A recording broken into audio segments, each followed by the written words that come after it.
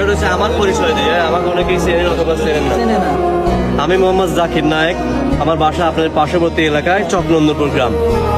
আমি 2025 সালে second class referee দিয়ে আসছি। আমি থার্ড ক্লাস রেফারি ছিলাম, এবার পদোন্নতি দিয়ে সেকেন্ড ক্লাস দিয়ে আসছি। আমি আপনাদের যে খেলাটা, এটা মনে করেন একদম গাদা খেলা, ছোট খেলা, বুঝতে পারছেন? এমন কোনো আচরণ করেন না যেন আমার বিহেভিয়ারটা আপনাদের সাথে আমার খারাপ করা লাগে। অর্থাৎ আমার খারাপ আচরণটা কোনটা, আমি আপনাদের সাথে খারাপ আচরণ হচ্ছে কার্ড শো করা।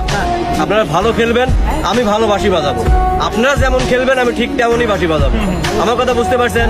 এখন আপনারা যদি মাঠে আমার সাথে তর্ক করেন, হ্যাঁ এটা ফাউল হয় নাই, আপনি কেন বাকি ধরলেন? আমি ফাউল দেখছি বিদায় ধরা হয়েছে। ফাউল আমি যতক্ষণ বাকি না দেই, খেলার মধ্যে অ্যাডভান্টেজ নামের একটা শব্দ আছে, মাথায় রাখেন।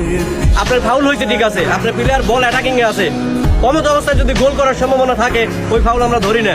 মাথায় কমন সেন্স নিয়ে খেলা লাগবে। বুঝতে পারছেন আমার কথা?